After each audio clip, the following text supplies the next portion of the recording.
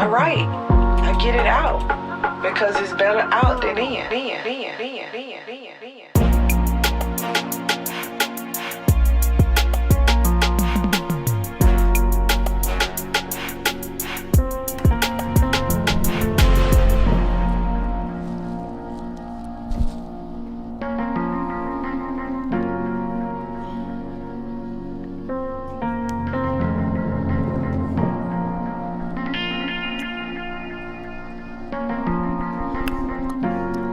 Bottom Up Podcast.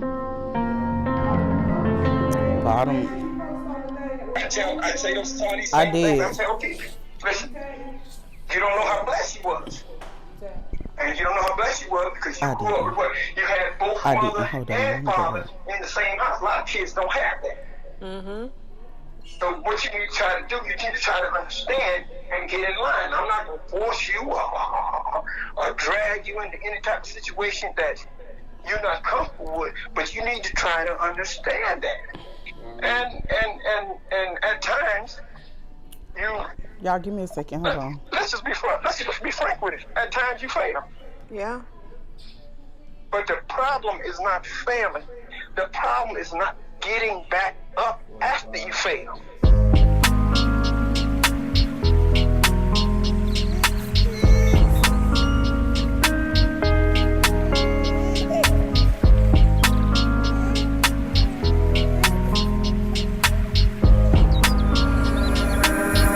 My son looks at me the way I wish his father saw me.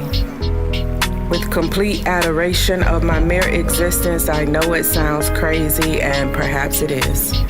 Or I'm treading the waters of insanity, hoping the deep end doesn't depend on me not loving you anymore, although I'm trying to move past you.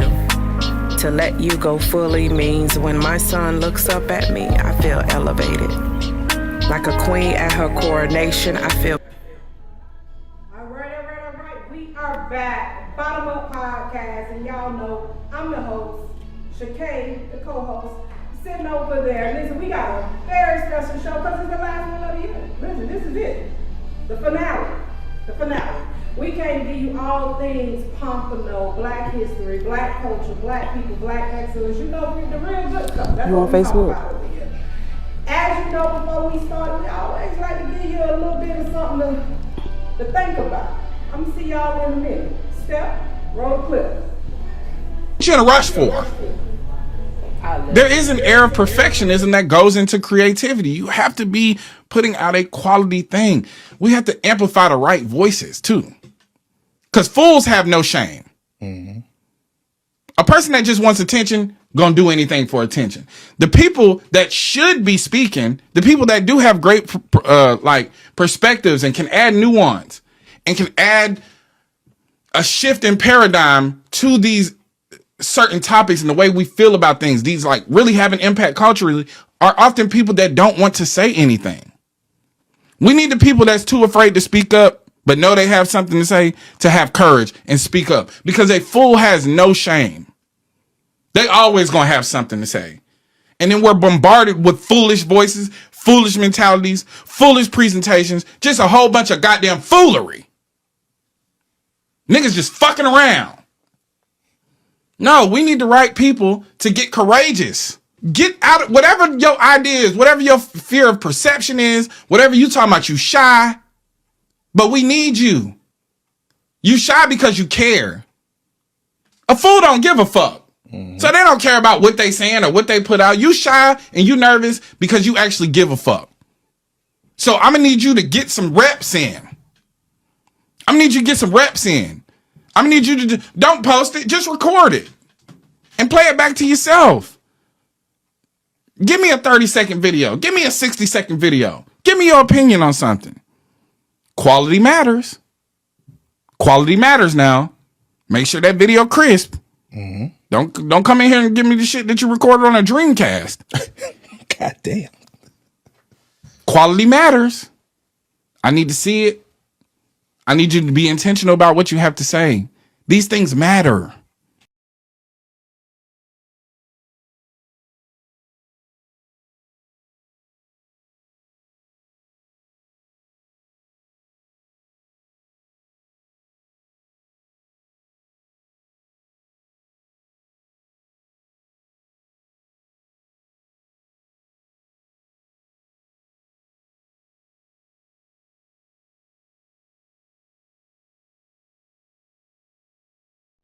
our apologies to the people. We had a little bit of technical difficulties, you know, just a little bit of technical difficulties. But y'all know, we gonna keep it going. We gonna work through everything. Listen, it's the final show, and it seemed like something would try to go wrong at the last show of the year. But you know, I'm on my Pompano, Marshall and Lynch right now. 36, we so definitely from exit 36. It's not a struggle. A struggle ain't new to us. You know, we know how to persevere. We're resilient. You know, we see our way through stuff. You know, we find a way. We make a way out of no way. We make a way, even. And we make $1 out of 15 cents. That's what we do. That's what we do. Even when. What we do, make $1 out of what? 15 cents. Hello, somebody. 15 cents. We've been doing it. Listen, Deontay Kyle, you got Grits and Eggs podcast? All the time. I follow. Okay. So Grits and Eggs podcast is definitely a podcast Black folks should need to tune into. You know, it makes you think. You know, it challenges your way of thinking. It challenges tradition. It gives us solutions. He's very solution oriented. That's what I like about him.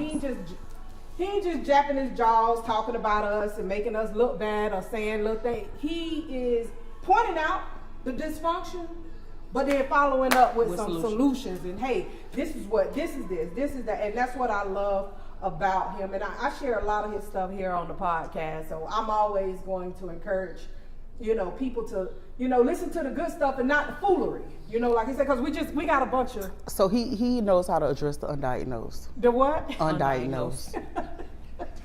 Hello, somebody. You know, listen, hey y'all, listen. I got my shades on today. I'm really feeling like Tupac. You know, so I'm not. You know, I'm gonna address a lot of undiagnosed. Why you feeling like Tupac? Well, you want to get right on to it. Sound like it. Wait, hold, God. You know what? Because first you got on shades. You got sitting over here looking like Suge Knight. Wait, that's how you feeling? Death row, welcome to death row. When you get off exit 36, you have just entered Death Row Ruckers. Okay. Well, listen. I want to make sure we introduce. We got a special guest in the building, right? So we got to make sure she feels welcome and everybody know who we have in here, because I'm all about creating a space where we center Black people in the conversations. You know, we in Pompano, and Pompano ain't just a Black community, but this podcast is specifically targeting and messaging the Black community.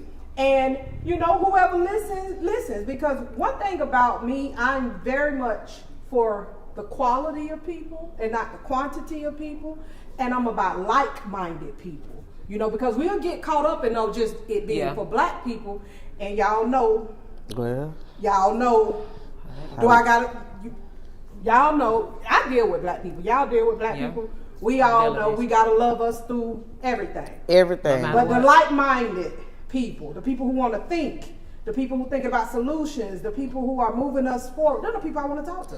The ones that didn't need to be diagnosed. Progressive thinking, thinking outside the box, and not keeping it at a level that keeps us behind. Because we have lost out many years doing unnecessary things. So progressive is where we want to be at. Okay, hold on. Okay. We good? Okay. So you want me to put it? Let me just. The co-host is feeling a little Tupac-ish today. She has her reason behind that. How you feeling today? Fine. If you had to sum it up into an artist. Like Erykah Badu. Ooh. Sensitive about my stuff. Yeah, you an artist. Okay. And I'm sensitive about my shit. Yeah. I'm with you. I'm an artist too. Very, very sensitive about my work, the things I do, because you know, if everybody could do it, everybody would be doing it. That is true. Everybody ain't doing what you doing. How do people say, how the Bible say, many are called but few are chosen? Oh, we go. That's what it said. You know when you. That's what it said. We have the one and only Regina McFadden. Oh, I got checked about that. Whoa, wait. Girl, What? I had sent her the flyer. She said, "Hey, who had told you to put my whole name on there?" Ooh. So I had sent the screenshot. I was like, "I had asked you. You ain't say She nothing." did not ask in the form of a question. She said, "You know, you're the only one called me that." So I was like, "You know what? I'm sorry. You need us to reprint it." Well, listen.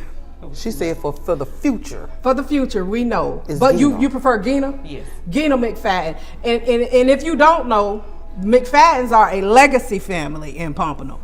Every generation got a McFadden in it. Down to the baby. Every generation got a McFadden in it. Yes. The elders, you know, the 50s, they got one. The our generation, We got 40s, the one. 30s, they in down to every the 20s. generation. Every generation. So I felt it very much necessary, and I'm glad Shakay, cause bringing her on, she's bringing in other people into it, and that's what we need. We need people to bring people together. So she hit me up. She said, "I got our guest for the end of the year," and I was like, "Okay, who?" She's like, "Gina." Okay. You got Gina. So let me tell you what Gina did. The last thing I got, because I said, okay, I got something for Gina. Step. It's a video that say, okay, before we get to the video, but I want to show you what I found in my phone when Gina had my phone. Because I had Auntie's Day Out, right? And at Auntie's Day Out, Gina was like, let me Hold your phone. let me hold your phone. I don't know how she phone. I'm walking around, I'm hosting and stuff, and we having a good time. She over there with class of 98. I want to say 98 or 95 97. with One of them. Talik and them, kids in with them. kids in them, yeah. So we vibing, having a good time. I done gave kids in my phone. I came back, I got a slew of videos and pictures. I was like, I was all up in there. I was. Listen, hey, I just got a text. Uh-oh. I just got we do got audience. We got an members. audience too now. We got We have an audience. We're going to have audience moving forward, but I want you guys to stick around because this is heating up a little bit right now. Okay? It's getting hot in here. So Say your name for me. Carmelia. We got Carmelia joining us today, and then we got some other guests that's popping in tonight as well. So I even called and said I called back and said, "Hey, I got an audience too." yeah, you did. You said we got an audience. Yeah, I've been working. You know, I put my Adidas on tonight. She has. Yes. Even when I was getting my nails done. I want to. It's two people down there. Say this while we're actually on air. I do want to give you guys your flowers early. It's because of not just where you came from, but where you guys are going. Shakay, you know, from working out. If y'all don't know, Shakay has been on her journey, but we gotten closer over the years through her fitness journey, and to see where you're at now, kudos to you as well as you, Serica. We all know each other because we from Pompano. Well, Yeah. And you just know, to see us where we're at and see you guys where y'all are at is I'm one of the a beautiful thing. extended McFaddens. Here you go. You a what?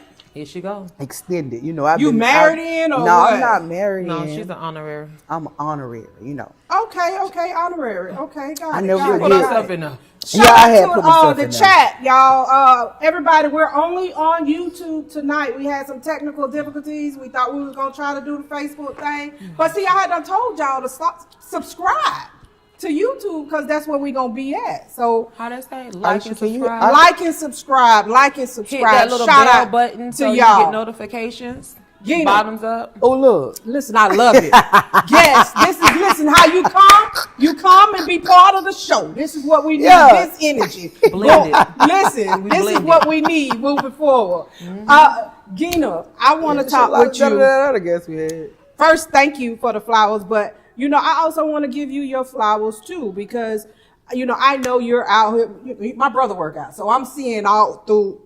You know, that's the thing about when whoever you connected to, you see what's in their algorithm too, because it feeds through yours as well. So, you know, I'm looking at all the workout people and stuff, and it's always good to see people you grew up with doing good because not everybody. We see people, our classmates, people who we knew, you know, we see them and it's heartbreaking. And It's people who we heartbreaking. looked up to. Yeah. like the ones that we looked up to. Absolutely. Only the I'm strong hearing that we survive. can't hear. Yeah, that's what I was about to ask. Somebody say they can't. I can't hear. They can't hear you? What They were saying on YouTube. On they can't YouTube, hear. we're hearing. I can't hear. Can you hear now? Let us know if y'all can hear now. Testing 1, 2. Listen. Yes. Not you Two just. people at the door? Yes. 2. She said it's only 1. I'm sorry, y'all. Yeah. I'm Suge Knight tonight. Look. Yeah. Ain't no She's rules. taking calls in the middle. Yeah. No rules. This why we gonna need the guests moving forward to be here before the show, so because we get live and then we do this. Okay, I'm texting. You got her phone number? Text her his number. So you can hear it? This is a playback. This playback. Hold on. Let me see. It's the same I'm thing. finna No, send you. It should be a guy. Hold on. Huh? Okay.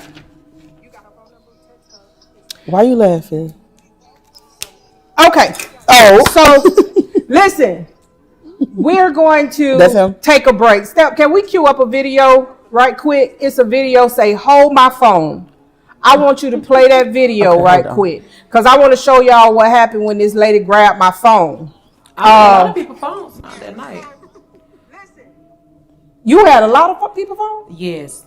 Every time I see somebody on phone. Really? No, that ain't him. Oh, wow. I ain't get his phone number. Is it Okay. Go ahead. We'll be right back, y'all. We gotta make sure we get this here together, but y'all stick around. It's the end of the year, y'all. Listen, we getting it together. Step gonna cue up some music for us. Give us 3 minutes. Cause she over here having a full conversation. It's them downstairs. They had a full conversation.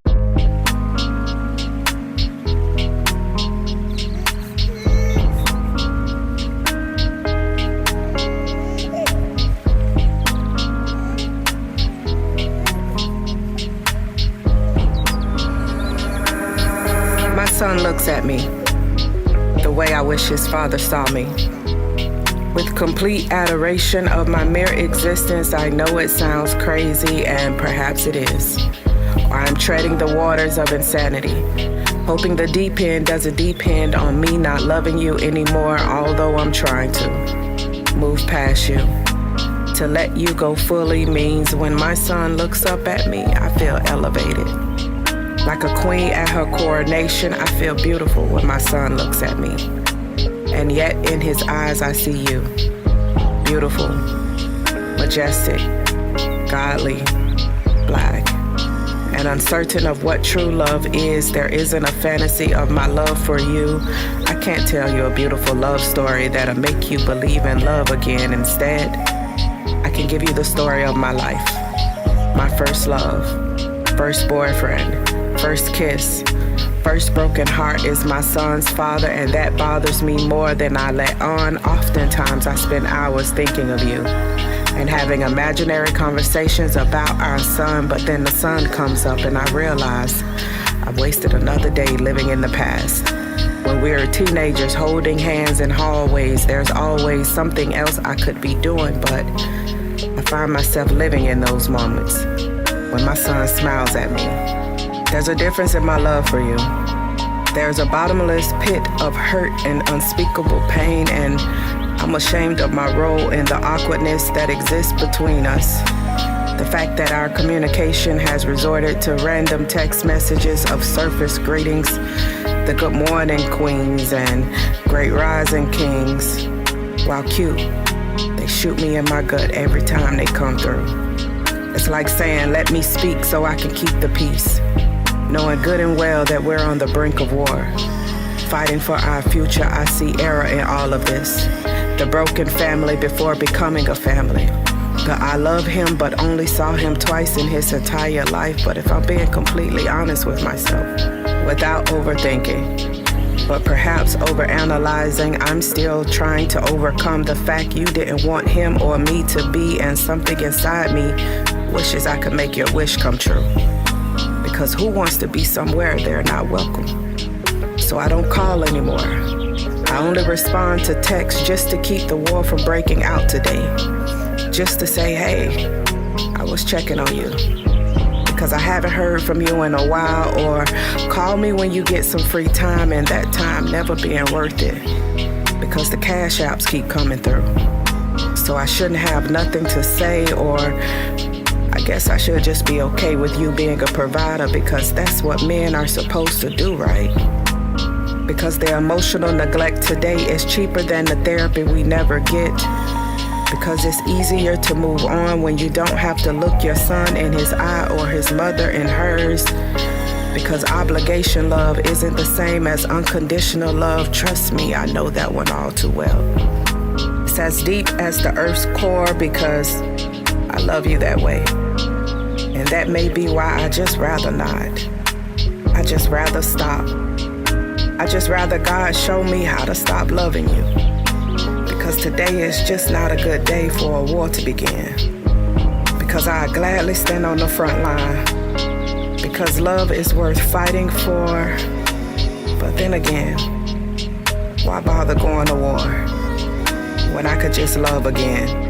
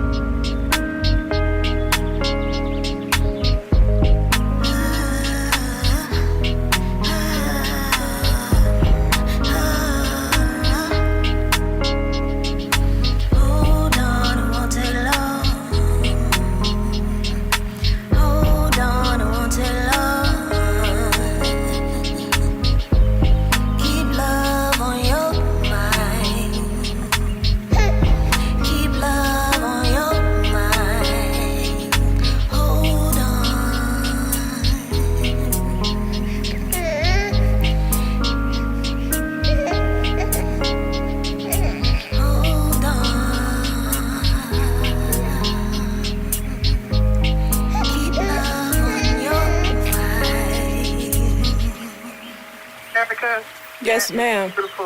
That's beautiful. That is really beautiful. Like I was telling Taekwondo, that's a hard hit. That's coming from the soul, deep down in the soul of a woman, you know?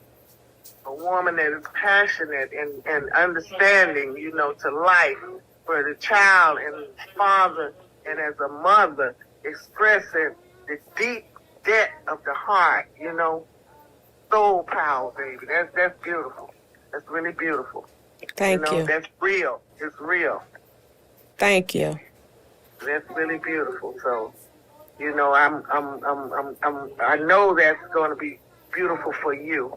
You know, for those stand that where it's coming from. You know, that's soul power.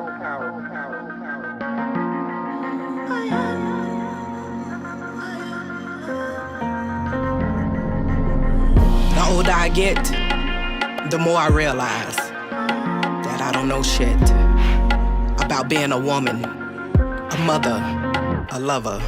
A father of 6 has never been the reason I stayed around. All I know is God doing his thing. Is God doing his thing in your life? Is he doing it in your life? Okay, so all I know is I listen.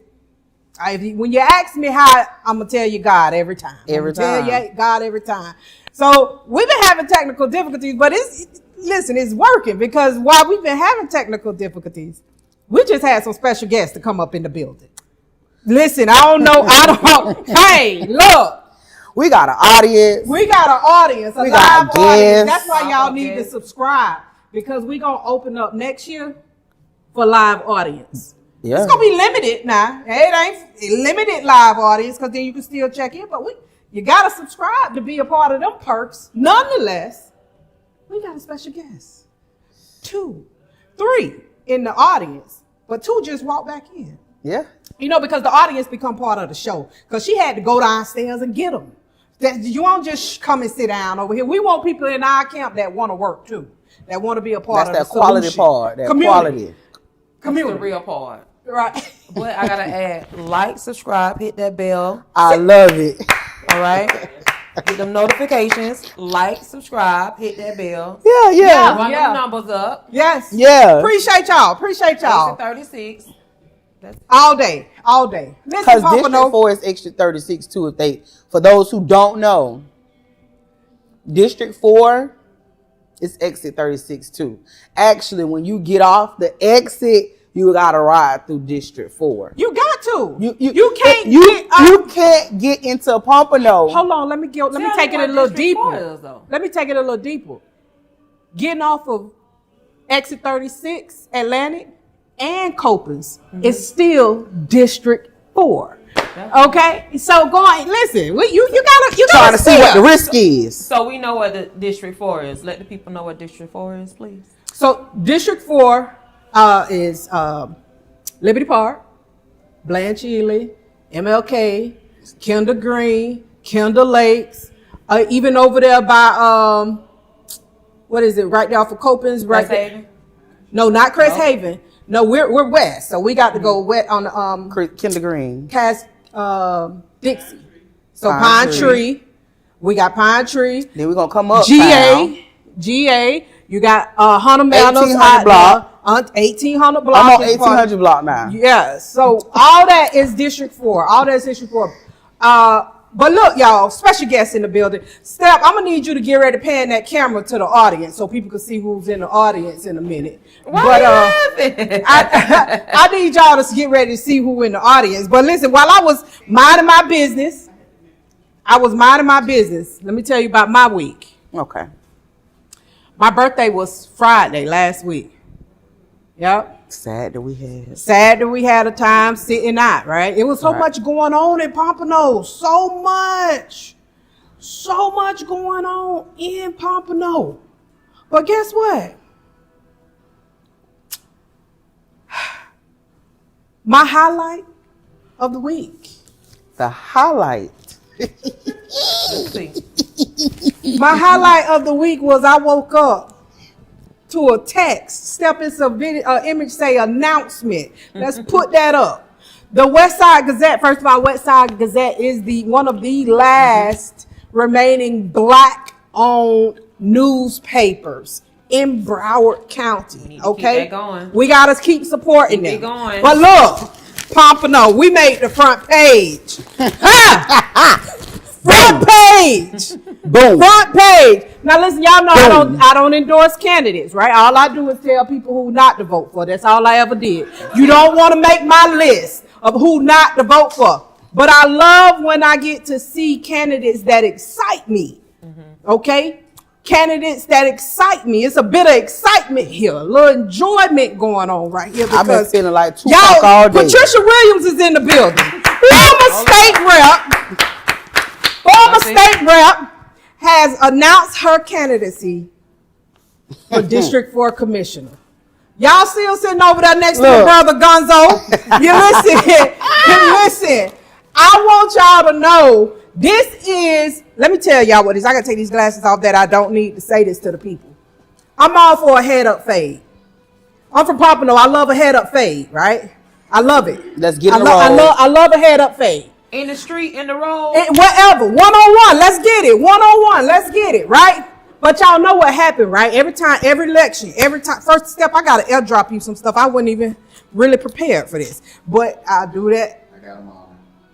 Listen, District 4, for the past 10 years, starting next year, has had races where there has been 3 or more people running. There has never been a headache. Like listen, I think now one-on-one. No I hope it's a one-on-one. Somebody might jump in, and you know they like to put people in the race, the ghost. Yeah, they like to do that. So they want to jump you. That's when they jumping you, right? But when I go get my cousin, then you got a problem because we ain't gonna even go there. We're not gonna go there. But I hope this is a one-on-one fade. I hope. Take your shoes off. Come on. We have a one-on-one fade because we really get to see what the community wants for leadership moving forward. Now, listen, I'm be honest. I can't vote for District 4 Commissioner. I live in District 5, Cayuse City. District 5. I'm 4. You're 4? I'm 4. Remember, You're I kept 4? telling y'all. Remember, I said I stay in District 4. Hey, I stay in District 4. Oh, she ain't down in Deerfield no more. Hey. She in 4. Hey, listen, what's the State rep, former Hey, state people. rep has announced that she is running. Now, I can't vote for her. I'm in District 5, and that is Commissioner Smith, who, when I call, answers. So I can't say nothing right now. And then I'm really trying to work with her, but I got to get to know what's going on in Cayuse City. Nonetheless, over in District 4, I know what's going on. And then y'all know the fact that we got, Commissioner Perkins is the only black woman, black elected official in the city of Pompano, right? So no matter what district you live in, it's almost like she's still my commissioner, right? Right. Because we have this black acceptance and protection that we all fall under to protect each other. And I always try to keep us under it, right? But I ain't with the, I'ma be with you and you wrong. I can't do it. Like, it's you either you're wrong, right or you're wrong. Yeah, I gotta hold you accountable, Yeah. because especially in an elected official, as you're an elected official, meaning the people don't work for you. You work for the people. You work for the people, That's right? why they elect you. That's why they elect you. So the relationship isn't personal that way. And this city is growing. If y'all look in District 4 right now, we done got an influx of maybe 500-600 people that have moved in, that don't know the McFaddens, that don't know Miss Perkins, that don't know state rep. They don't know the history because they just moved here. But we don't have direction right now as a people in Pompano. So I read the article, y'all. I don't know. Listen, I'm gonna let y'all know a highlight in this article for me.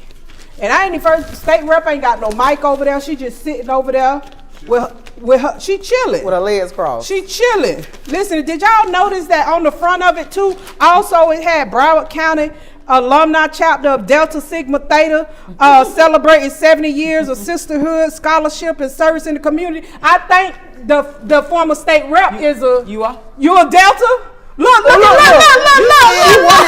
did like this. So Steph could see She throwing out that diamond right there. Look. So when I read it, it says, in a decisive move that is already reshaping the political conversation in Pompano Beach, former state representative Patricia Hawkins Williams has officially announced her candidacy for the City Commission District 4. Her message is direct, unapologetic, and rooted in what she calls a year of watching dysfunction up close. I have attended commission meetings for a year, Williams told the West Side Gazette. I watched them attack employees, vote for things they knew would hurt. Hold on. It's a continue. They knew would hurt or was simply not good. Cause see, y'all, this is a write-up, Lord. Y'all know the last time I opened up a newspaper like exactly. this. I didn't see the newspaper no more. Yes. The last time I opened it up, and we miking up the state rep over there for good for the community. I'm gonna skip to the part that really touched me right here. She said, there are commissioners who do not respect the district in which I live, she said. They need to understand we're a resilient community. We have doctors, nurses, lawyers, teachers, pastors, principals, police officers, detectives, social workers, entrepreneurs, people who have kept us fed, grounded, and moving forward. This is the District 4 we represent. Yep. Yeah. Okay? So I don't know what all they up there talking about, like we all, what the audacity. The audacity of some of them caps. to talk about our community as if they know. We got former state rep over there. Listen, state rep, you here, baby? You done got mic'd up. You can't drop it on us. What you got? Well, I want to first start off by saying thank you for just giving me the opportunity to be a part of your podcast tonight. It's just, a privilege for me to even be sitting here. I want to say thank you. Starting out, yes, I announced. And yes, I am running. And when I came back from Tallahassee, it was not about me being in a political race. It was my intent to come back and disconnect from the politics world altogether. Mm-hmm. But because I live in District 4, I started attending the commission meeting. My commissioners My commissioners, I have watched them carry on like I am at the circus watching the clowns. And these are people that has been elected to make decisions on the behalf of the Pompano Beach people. And if I can't agree to disagree for the betterment of the people, why am I there? Yeah. I asked myself, I tried to talk to them. I tried to make several meetings with them, give them a conversation why I feel it's so important for my leaders to carry on in a certain way. But when you have certain people that don't care about people and what's good or what will help them, why do we have these people in place? Yeah. Right. Yeah. Continue to have them in place. I think also too, I'm sending a couple things too. I think also too, like I say, we've been seeing in District 4, like 3 or 4 people running, right? When we talk about voter turnout, honestly, our voter turnout is not good. It's low. It's very low, and they don't show up, especially if it's not a presidential election year. So we've been, having the consistency of one type of leadership, and people don't know where else to go. If that is your representative, who else do you go to? And like I said, I don't mince my words when I say when white people show up in our community, we automatically are on the defense. And they've been showing up. And they show up, right? So it's not about us, saying it's us against them, when it's really, our house is not in order. Right. Our house is not in order. So I have a question regarding that. So I don't think that, not even a question, more so a statement. You have younger people, because I'm understanding the young people are the future. They do not understand the importance of local government. A lot of them think that because when you're in school, they only teach you about, when I was in high school, I'm telling my age, was they had us already registering to vote. Yep. So they had us already geared up to really vote presidential, which is on the federal level. You see what I'm saying? Or for your governor. But they never specifically taught us about local government. Yeah. So I think what needs to happen is we need to more so teach the younger kids the importance of local government first, in which I'm not taking away from the your state representatives or your governors and the federal portion of it, but they need to understand local, because this is where they live. Right. If not, then because I was born here and it has changed so much and drastically, everything will still be silently taken from under us. And you're spot on, because the local government impacts the community first. Yep. Right. That's the job of our local elected officials, is to actually take care the community. Actually do what? Take care of the community. One more time. Take care. And of we the do community. not want no turkeys. Because I barely eat turkey. And it be dry. Turkeys be hit and miss. We do not want no turkey, or we want more than just turkey. No, they can keep the turkeys. More I than want them just to cost them. So that's why I stated in that article that it's time for us to rethink, refocus, and rebuild. At this time, we have our commissioners talking about the Northwest area as if we are third country. Third world country, yeah. And the person who's representing that area don't say a word. I think that has happened because, again, I'm from here, so I've seen the transition of a lot of things. I've seen a lot of things. That's because in reality, we don't show up, one, and we like our community, but we don't like our community. We see things happening and we just bypass it, like whatever. It's a lot of stuff I see transition and it happens. I don't agree with it, but yet the younger people, I'm not taking away from myself because I had the tendency to do it too. We would rather go out and party and club before we actually focus on cleaning our home. Rethink, refocus. Right. Rethink. That's why I'm sitting in the seat right now. We have to, we first have to get together with the leaders. The leaders have to come together because the people are lost. and they're shepherding the sheep. You know, where are the shepherds? You know, where are they? Because your sheep out here being led to the slaughter.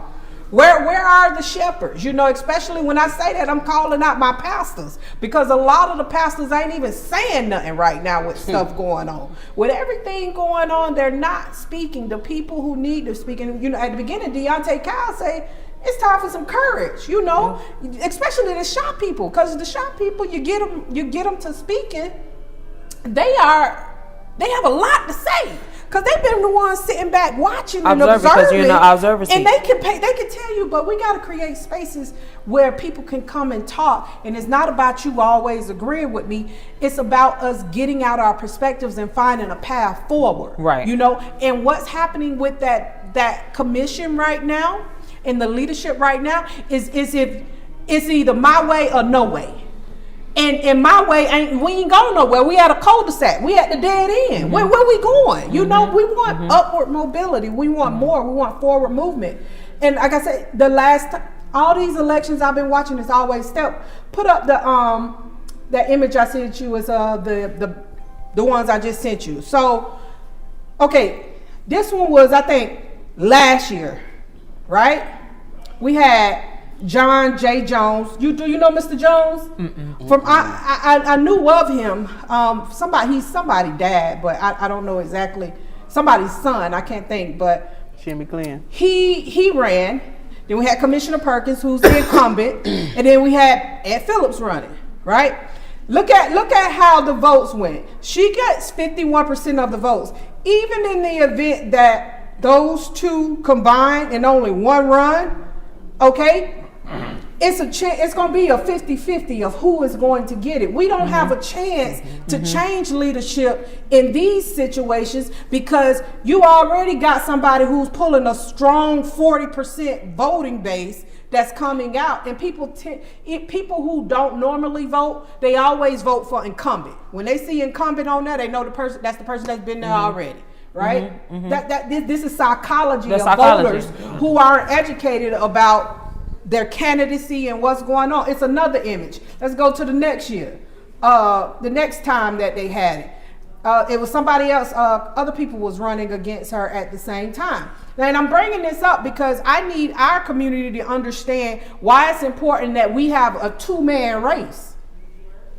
Hey, whoever wins, we're going to have to rock with it. It has to be, because if not, we are splitting the way we're going when we either going forward or we're going backwards. So far, we've been backwards. We either going forward or we going backwards. And most of these two names have always been on the ballot, and we're still backwards. Yeah. So what progression have we made under these two? Let's just be honest. Let's be real. My dad in his 70s. My dad worked for the city of Pompano. They've been voting for these people since I was a little girl. Right. What have we gained? Yeah. What's your question? I didn't hear it. What have we gained voting for these two? Their names have always been on there. You heard that? What have they gained? What have you gained? Voting for. It's a valid question. It is a valid question for people to ask. And listen, Step had a whole list of stuff we were supposed to be going on. We got the state rep here, so we're gonna take advantage. Okay, we're gonna take advantage of this. But I want to make sure that people know. Look, I had a highlight because this is a recap. This is a recap show too, so I got to recap the year. It's a lot been going on. Like she say, she spent the last year going to commission meetings. No, I went to a meeting last night. Oh, she ready? Yeah, cause you want to tell your story? Yeah. Go ahead. Let her get it off. I went to a meeting last night, right? Right. You did. I went to a meeting. We went to what meeting did you go to? I went to the State of the City. Yes. I went to the State of the City, which I've learned that's something that the mayor is supposed to host, right? Who is the mayor? Rex Harden. What should he do? Host, like he's the one who's supposed to give this State of the City. Yeah. Meeting. But of course, last night we had Miss Miniscule. Miss Miniscule. Take your time. We had Vice Mayor. We had Vice Mayor to give the State of the City. Give the State of the City. She had a presentation. So we walked in. We were late. State of the presentation We started. weren't just late. We were at the MLK committee because we part of that committee. I'm really everywhere. I'm out here in these streets. I be everywhere, right? So, Steph, that picture I just sent you, right? So we get there. It's 8 o'clock. We get there 8 o'clock, right? And it's about 15. First, when we walk in, we're greeted. We were greeted. Ann did come. You know, she did come. We did get a little greeted. Yeah. And we sit down. So I'm listening to Vice Mayor speak, and everything that she said about District 4 and the North. Yeah. Yeah. Oh, you were there And too? the Northwest area. Everything she said was, yeah. That's me back there. That's us in the back. That's us in the back. That was people. it was they took the pictures. Yeah. So everything she was saying to these group of people. It's another one. It's another image too. I don't think did I send both of them? Look, Yeah. you stepped on, blew it up. Okay, Yeah. so we was at the meeting. We're at the meeting, right? So she's talking about District 4. She's talking about the Northwest area. And the one comment that she made was, actually she made two. And she said, this is too expensive. It's too expensive and it's risky. What's so expensive? The downtown project and the development, the redevelopment. CRA is supposed to do this and this and that, and everything that came out of her mouth was disrespectful to District 4. But it was very disrespectful to District 4, and not only her community. It was, oh, sell it, oh, get rid of it, oh, this, and it was one person. It was one lady who sat in the front, and I didn't get her name, but I'm on the hunt to find her. And she went to telling them, she was like, no, everything she was asking for, is for her community. We know her community needs this. And this is something every individual knows that the Northwest area needs everything that's coming, it's owed to them, they deserve it, they need it. And this lady, she sat there, it's like she knew that MDA. Mm-hmm. She knew that list verbatim because she went to telling her, she asked for the $6.5 million because her community needed it, because they needed it for resources. And Allison went back to her, and then it was like, well, sell it, this and that. So now I'm sitting here, now I'm in the back, and I'm trying to figure out what's going on. So I said, hey, wait a minute. It wasn't expensive when they fixed up the beach over here, right? None of that was expensive. But time we get to the Northwest area, which is our area, right? Our area where it's needed, it's expensive and it's a risk. Make it make sense. So she came back and she said, oh, well, it wasn't a $200 million debt. I said, and they also had a $200 million lawsuit where the commissioners made a decision and we didn't get it. So had better decisions been made up there, we wouldn't be in a $200 million debt. Let's talk about it. Yeah. We wouldn't be in that debt had better decisions been made. Yeah. So that ain't on us. It's not on us. Yeah. So when I told her that, she came back and said, oh, I'm doing a presentation. I didn't come here to debate nobody. I told her it was a statement. It wasn't a debate. Just like everybody else in here made a statement. And she proceeded with her presentation. And it just, that whole time I'm sitting there, it rubbed me wrong. I'm Tupac today. I'm Suge Knight. I was sitting there. First, y'all see where we were sitting, right? It's two chairs in between us. I'm sitting next to Miss Ann Bosworth. She's in District 5 with me. But she lives in Palmyra. I live in Kite City. So she and I talking, getting to know. And next thing I know, I hear, well, it wasn't too expensive. I was like, uh-oh. I said, wait a minute. And she kept going. I said, whoop-de-doo. Whoop-de-doo. Whoop-de-doo. I got it happened. And this is the thing. Give me a second. This is my turn. Go, okay. Step, the vision. Oh. Roll the clip. Now, you ain't got it. You got to give I'm giving you your time because I'm telling him to roll that clip because hurry up, Step, before you get beat up in the bathroom. last night to see her, she probably would have said more, but we hadn't walked in. Yeah, she couldn't give her normal spiel because there was one of them. It was one of them. You notice one of them. It said something about the northwest area. She skipped over it. And she was like, well, we don't have to talk too much about that. Any other time you talk about it, let's talk about it. Yeah. Cause see, we got people here from, and I let it be known I live in the northwest area, and while you sitting here telling all these people that we don't want it, who you talked to that told you that? Mm-hmm. Who told you that? From our area. From our area. When did you come over there? For us now. Yeah, that's what they've been doing for years, speaking for us. You would not come to the area that I live and tell me what's best for me. Yeah. Mm-hmm. That's not going to happen. Yeah. It's not going to happen that way. It has to be. I'm sorry. Hold on, because you was on your. That was a mixtape. You just dropped it. You just dropped it, right?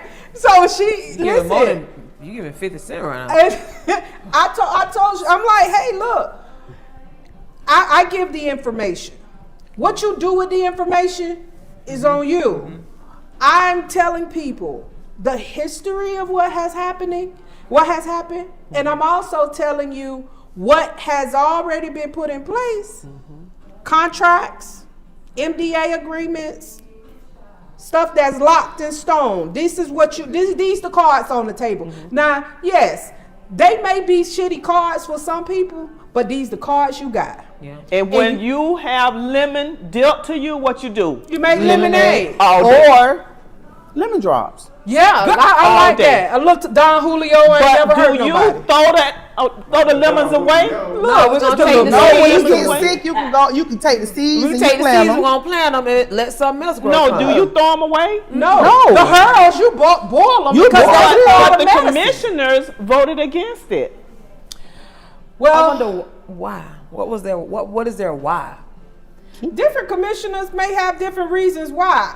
For me, it don't make sense because these negotiations have been going on for nearly a year since that MDA been signed, right?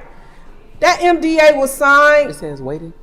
When that MDA was signed, it said that master developer is obligated to build a city hall, mm-hmm. a parking garage, mm-hmm. and a new EPAT Larkin Center. That means he is obligated to build it. It's a contract. You know, like if you don't do it, like those of us in business, if you don't do what's in the contract, what that is? You're breaching it. Breach of contract. So do you think this man want to be in a breach of a contract? Nope, because he'll lose a lot. He gonna lose a lot, right? But guess what? Because the breach of contract on both sides too, right? Mm-hmm, mm-hmm. If we as the community, the city who is in business with him, if we do something that causes us to breach in contract, then he can come back and get us. He can sue. And if he sues, it's gonna tie that land up over there for about years, 5, 6, 7, 8, 9, 10 years. Yeah. Till the lawsuit is settled. And then once the lawsuit is settled, understand that the stigma on the community now is that it's hard to do business. Mm-hmm. You in the lawsuit. And it's not the first time our community has been in a lawsuit. Hell, we got pastors over here right now in a lawsuit about the cemetery. Okay? Our leadership is enthralled into all type of legal battles representing Pompano, from our cemetery board to our even OIG complaints against the current commissioner. There's been charges filed for alleged assault against our current commissioner. There has been on the congressional level, we have our congressional level. She's under investigation. Like, all of our black leadership is involved in something.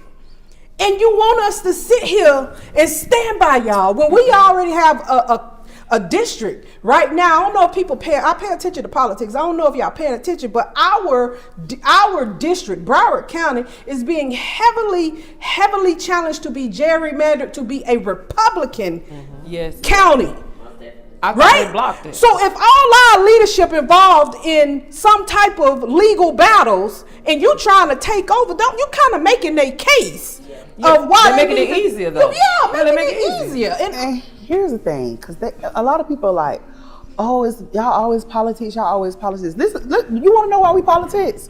Politics is messing up the money. We really want to talk about how we create generational wealth. We want to talk about getting to the money, but we can't because our leaders messing up the money. But our leaders, they fall under the old paradigm and then the here's old mindset. Yeah, and then, So but it's our there's leaders. a difference. But here's the thing: this project, the downtown project, is for the future. Right. It's for So- the generations to come. Right, so- but if our sitting commissioners block the blessing that should come to our community, which is the Northwest area, I can't sit and allow you to just stay in that seat for nothing. So we just need to fire them. So on the 29th, That's right? all that we can do. Yeah. On the 29th, they voted no for public financing, right? Yes. They did. On the 29th, October 29th. they voted no for the public financing. Break it down for the people that don't Yeah. understand. Yes. Break down the public financing. Public financing. You might have some people that might not. Okay. No, I was You asking got what it. you said. Go ahead. So right quick, public financing. Public financing is the city issuing the debt, which means you get a lower interest rate because the city is a government entity, so it's not private. Private higher interest rates, right? So you talk about a government who could go and get bonds, take out loans to build this stuff, and the interest rates is going to be 4.5, 4, like where private. They probably It's gonna be 8%, more. and it's going to be more. cost you more. It's going to cost the taxpayers. It's going to cost you more more. money, And yeah. the estimated price somewhere $100 million was throwing out. It could be less, could be 80, could be 70, but nonetheless, I don't that's care. how much it's costing us extra I don't because care they if it turned costs down us the public $2. financing. I don't care if it costs us $2, $5, $1. I went to the mic and I requested, I begged, I pleaded for our commissioners to vote for public financing for this project. Watch this. Because it costs us less. Because want it less. will give us the opportunity to get more out of this project. Yeah. They voted no because they could. Right. All in the favor of something. It's always an agenda behind everything. Yeah. It's an agenda behind all of it. You got them? Still, You ready? they voted no on public financing on October 29th. Still, roll the clip.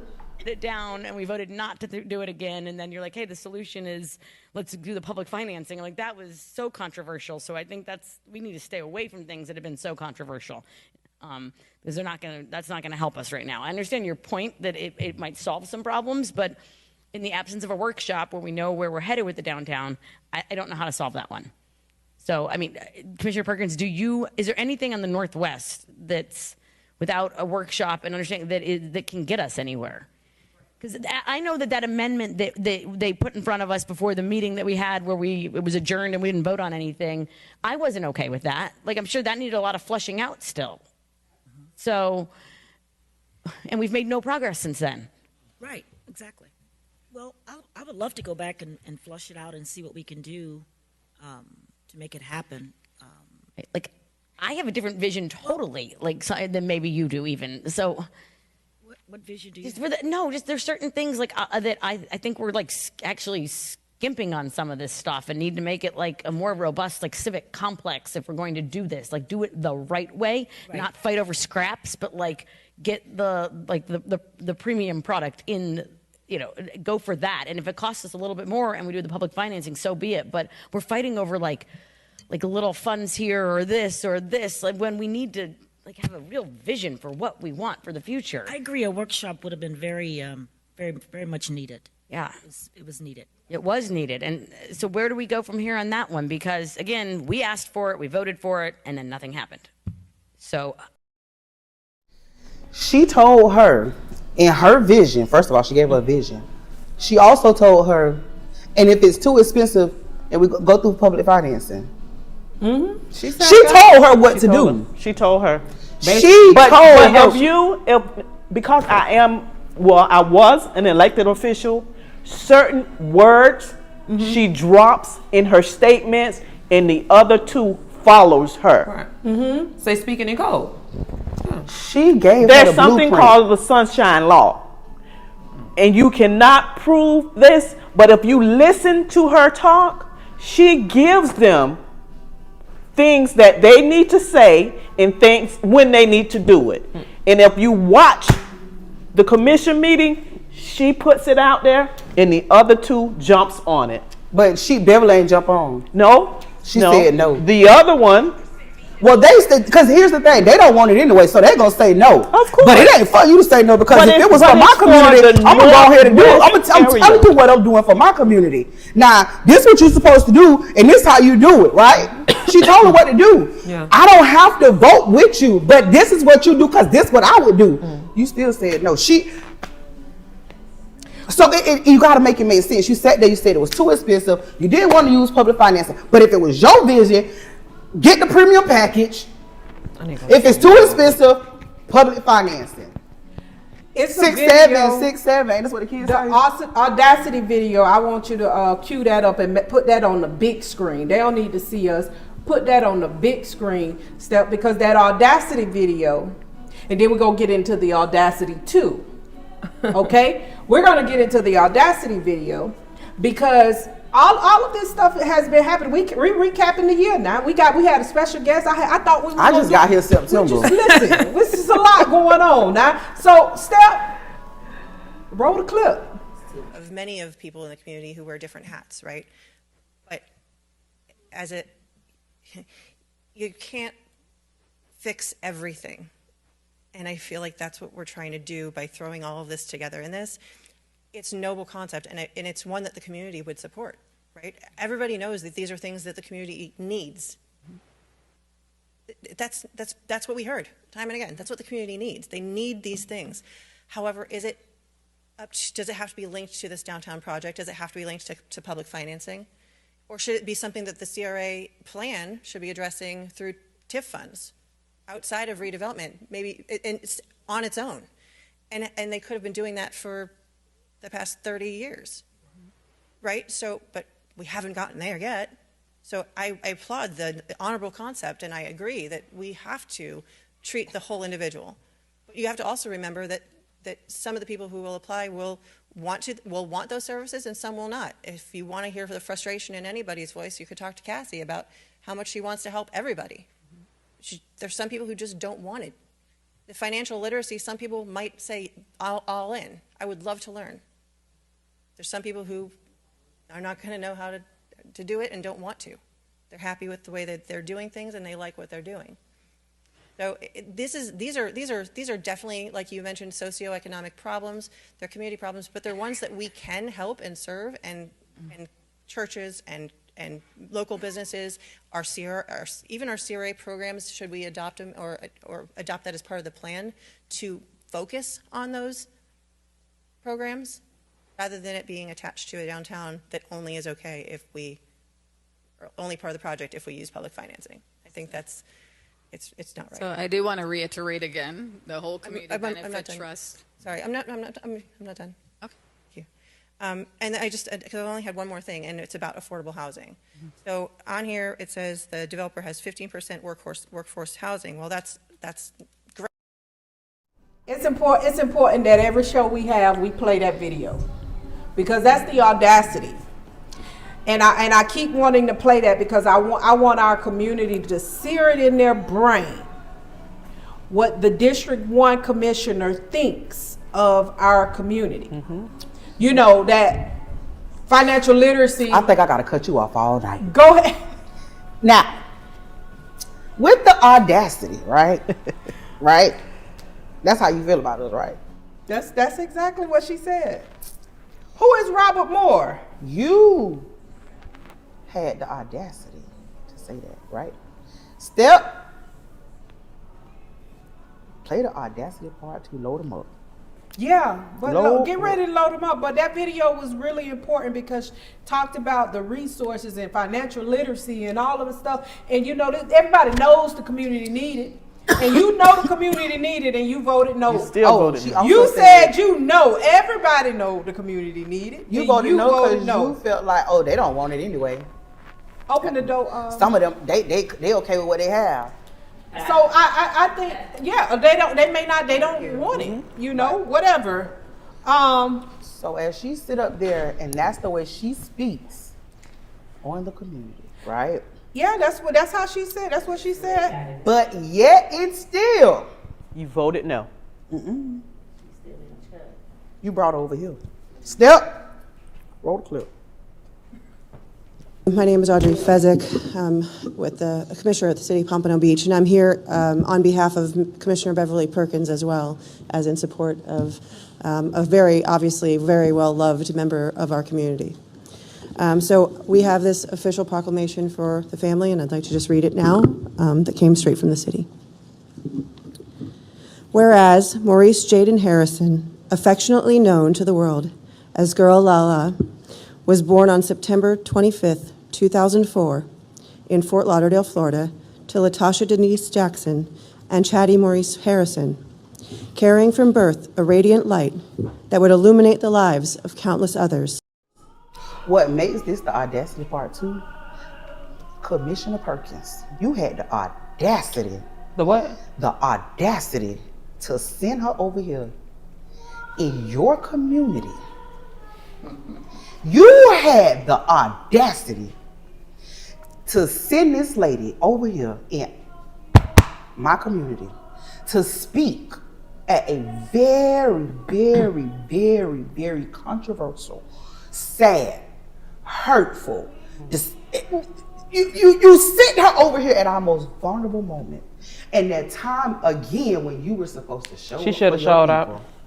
All you had to do was show up for your people. You sent that white lady over there. She sent who? That white lady. She did. You sent that white Somebody that talk about your community, how she called us everything. The audacity of you. So that's why I got my shades on today. See, because this wasn't even about last night. I didn't even know that was going to happen. When I first came, it was about Biggie. When I first came, the day I was sitting down, this was going to be about Biggie Smalls. But no. Just make it make sense.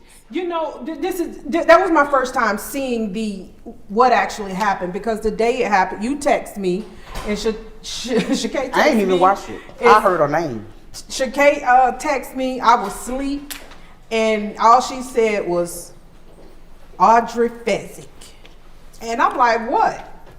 So I got a brief 3-second clip, and I was like, let me lay back down, because it was my birthday weekend, right?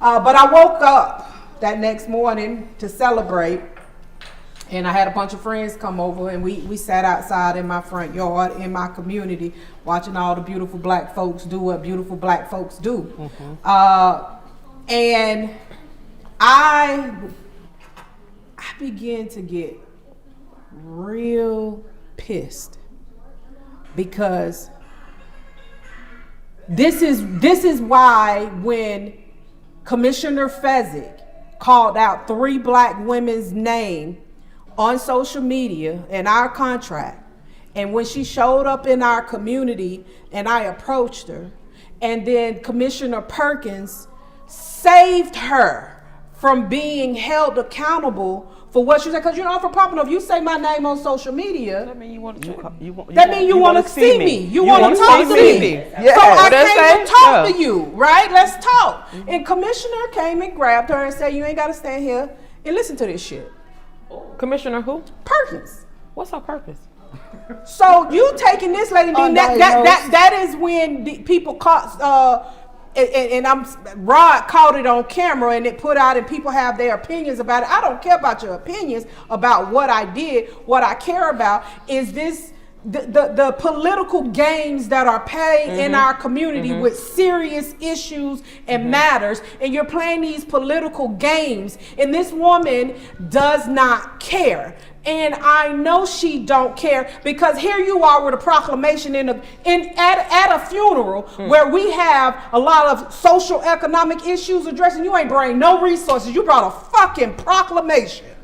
You brought no resources. 7,000 people watched it. You brought no mental health training for a family that just lost both of their kids within a year. You brought no resources for a family that don't even know how to process what the identity of their child is in the community that they inherited, that now has started to infiltrate their community and their business. You brought You brought yourself into a community with all the resources you got there on the beach. And you voted no for the ones that could have came to that area. Resources that we needed. You voted no. You said you know we needed, and you brought a proclamation. You voted no. That a proclamation at that funeral. That's at the wrong time and the wrong place. Yeah, absolutely. At that funeral. It was the wrong time and the wrong place because I saw the whole funeral, and when she started talking, I said, "Oh, wrong." Nobody in that funeral knew who that lady was. It was like, what was the point? What was the purpose? Even the parents, nobody knew who this lady But was. they had to have someone, a woman of color, standing next to her. Right, to clean it up, to make it look right, yeah. And a woman of color sent her over there, and she announced it at the beginning. Correct. All you had to do that night on the 29th, I cried. I cried for 2 hours. That's a long cry. I cried because my mama sat up there and let that white lady talk to me like that. And she didn't defend me. And when she had the opportunity to defend me, she said no comment. She didn't. You brought her back over here. All you had to do was show up for your people again. That's it. All you had to do was show up for your people again. What they say, and if you couldn't make it, how about they could have wrote that off to a different day? How about that could have been done? You could have sat down with the parents, talked to the parents, got to know them, got to know more about their kids, see how you could help them out, and then y'all have a different day where y'all going to do that. Because you couldn't make it. But instead, what you did was you sent that white lady. But y'all want us mad at Kim. When y'all want us mad at Kim and y'all telling us that white lady, but you sent that white lady over there at the most. You done did it. I don't watch you do it. And here's the thing. This ain't stuff people telling me. I don't watch you do it 2 times. You did it at that Westview funeral home. At that Westview funeral. When you had that cemetery. The cemetery. When you had that meeting, you brought that white lady again where all of our people were the same one, were vulnerable. And you had her sitting in there recording. Mm-hmm. You had her recording. What solution she has for them? No. What's the solution? Why is she there? What solution does Perkins have? Undiagnosed. I want you to put that image up, Step, that I just airdropped. So I saw this circulating on social media where it started to talk about Kim Breesmeister and RMA, and it had some questions that it wants the community. I think you all should go. Let me say this for the record. Every question that was attached to this, I think you all should get the answers. Make sure you ask those questions. But after you finish asking those questions about Kim and RMA, I want you to go ask questions about your commissioner. Ask questions about how much community benefits have been attached to every development and account for that money. I want you to ask questions about the lawsuit that cost us over $240 million that commissioners, our leaders, led us down that road. I want y'all to ask questions. Don't just stop at Kim. Start asking our people some questions. You know, when you try to sweep up outside, but inside all messed up. So they let us ask all these questions. But let me go to this middle part right here. This is more than politics. It is an attempt to seize control of our city's government to protect questionable financial interests. What is most alarming is the tactic being used, the historic and divisive strategy of pitting one black woman against another to sway the black community and dismantle representation. Let me tell you, address that because I'm a writer, right? So let me address that, because when I first saw it, I saw it on Mr. Pernelli's page, and I went in his inbox, and I went on his page. I said, hey, this is a great topic. Let's talk about it on the podcast. He hit me in my inbox and said, hey, you should talk to my friend such and such because he the one in politics. I don't deal with that. So they let me know you ain't even write it. Fine. Right. You don't know what you're reading. You don't even know what this is about. You don't have a clue what this is about. Let me go to this. So when I went and read this, okay, I'm talking about pitting one black woman against each other. Mm-hmm. Where was this energy when the commissioner called out 3 black women?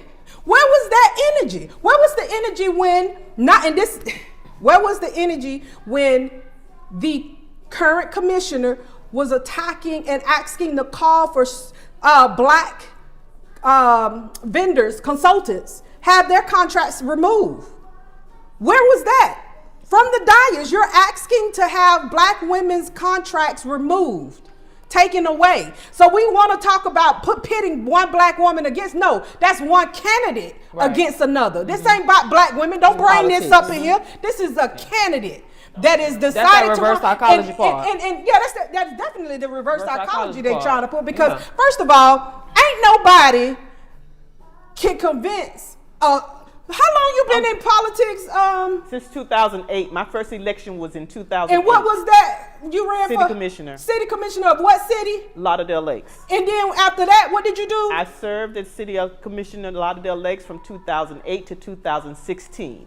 Okay. And from 2016, I was voluntold by select few good friends and families that I was going to Tallahassee.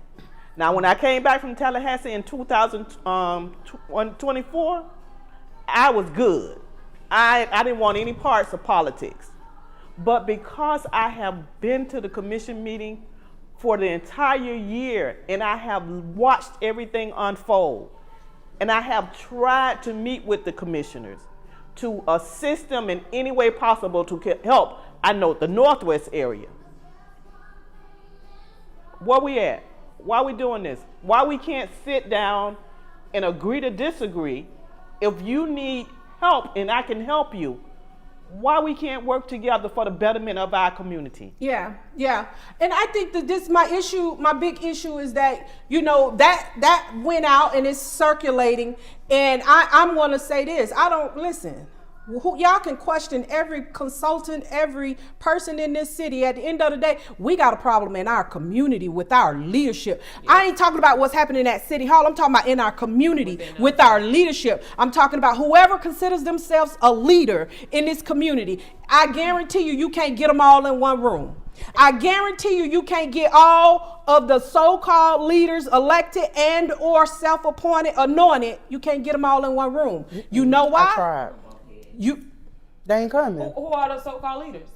Listen, there are a lot of. First, we got our pastors. Do you know our pastors? Our pastors, not all of them. And let me clear this. I don't want a blanket statement. All of them, but we have pastors in our community that are advisors to the commission. They consult with them about the community. So they mix church and state. Is it supposed to be mixed? Church and state is supposed to be separate, right? It's separate. It's supposed to be separate. That's what they taught me in school. It's supposed to be separate. That's what I learned in school too. However, they are highly. Talk to all your church people. Talk to your pastor. Find out what is their relationship with the city of Pompano's business. You will be surprised. You will be surprised. I've been to a few churches where some people that are running locally, they would come in to present their, platform. Use a platform to speak to the people of the church. And shout out the chat, Miss Janice. I'm sorry. Shout out the chat real quick. Miss Janice Simmons said, "Yes, I made up my mind. I will be running for District 4 seat 2026. Thank you, Bottom Up Podcast." Janice Simmons. Okay. Hey, I told y'all. Hey. At any point, people gonna jump in the race, and we already know what's gonna happen. That's what they do, though. I don't know if this is the truth or not. But for what? What Miss Janice Simmons is that? That's I don't know. Y'all know Miss Janice Simmons. You know Miss Janice Simmons? I mean, I have a strong feeling I know who it is. But. Okay, Miss Janice Simmons, if you available, jump on. Let me send you my number and you can FaceTime me because you just dropped one on me. I want to explain this. A lot of people look at the opportunity of us as the Northwest area and why we're not taking advantage of some of the things. I'm grown. Nobody can't make me twist my arm, come get me to do anything that I don't want to do. Several people in the community has come to me about us, the Northwest area. Why are we not working together? Why are we not taking advantage of some of these things that's on the table for us? I can't answer for anybody else, but I can answer for myself.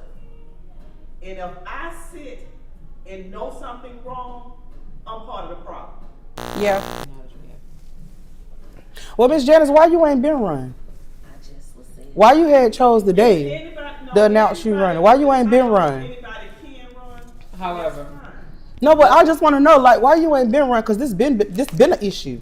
So why now try to diverse it? Like why run now? Like what was the point of that comment? Like you running, or like what's going on? She say if it's only 2 running, I'll take a back seat. Oh, okay. Hey, we don't know. Look, one thing I know and what will happen is we got a lot of ego. Hey, look, y'all put it in the chat. I'm going to read it. You know, if you put it in the chat, I'm going to read it. One thing we do know is that we got a lot of undiagnosed people around here. And no Indians. Undiagnosed. Is they just running around saying stuff. They got iPhones, they got internet. They come to conversating with all people. They undiagnosed and they spreading they undiagnosed things. They undiagnosed and they just lying here. They just saying stuff and people are listening and they don't know that these people supposed to be back to the leaders. Yeah, listen. The leaders undiagnosed. I want to do something too. I want to share something. Too because when I went to the meeting yesterday, there was a group of people protesting. No, that was Tuesday. They were protesting. These people was protesting because of the garage, right? The garage on the beach, right? The garage on the beach. The garage, yeah, okay. Have y'all been to Pompano Beach lately? Mm-hmm. Like, it's beautiful, right? They did their big one. They did their big one. They did. Yeah, it's nice. It's nice. But when y'all go out there and try to go to the restaurant, ain't it hard to find parking? It is. It's hard to find parking. Parking is an issue, right? And keep in mind, when they did that first parking garage, them people pitched a fit. Ain't nobody gonna park over there. Ain't nobody gonna. Everybody parking over there now, right? Now they need another garage, right? On the beach. And it came up at the meeting about the garage. And it was 3 bids that came in, right? And these 3 bids that came in, the one that staff recommends, let me explain to people how this is supposed to work. Y'all see the people, they was out there protesting, save our jobs, because if they don't get the parking, these restaurants gonna be in jeopardy of being closed down because people don't have nowhere to park. They ain't gonna go out there, so people gonna lose their jobs. Businesses gonna close down, right? So I'm sitting there watching them. Look how they stood up. This the people vote. Yeah, we supposed to have that on October 29th. Yeah. Save our jobs. Vote yes. Yeah. Yeah, that's what it's supposed to look like. And they were there to really, support the garage coming because they needed to keep their jobs. There's about 500 city residents that work out there on the beach. About 500 of them out there working from all districts. They work out there, right? If they lose their job, they lose their job. Now, this vote, they were supposed to vote on the one that staff was recommending. What's supposed to happen, staff recommends. And if staff recommends, the city can decide to say no on the recommendation or they can approve it, right? The commission's job is to set policy, not to get involved in the daily work of the city. That's why you got a city manager and assistant city managers, because they do the work, right? But they micromanaging up here because they telling the staff what to do. They want to go through every contract. They want to know what you saying, who are this, what is this, and we talking about people that are realtors. Well, Commissioner Fezzik always say I have a marketing background. At what? Show me what did you promote. I want to know what you promoted, marketed that made it. You got a marketing background, no problem. Commissioner, Vice Mayor is a very smart woman. She's also a realtor. She has a lot going on, but she's also a very wealthy woman. Okay. Then we got Mayor. The mayor is a realtor. He has a job outside here and he got a printing company. Okay. Interesting. Everybody, I don't know what Commissioner Perkins do, but I know. Go back. What she do? I don't know. Out of being the commissioner. But she's not rich. We know she's not rich. And that's why we ain't going nowhere. Because if she ain't doing nothing, how she know to lead us to go do something? Pay attention to who we. So she's not an investor. No. She's not into any of that at all. No.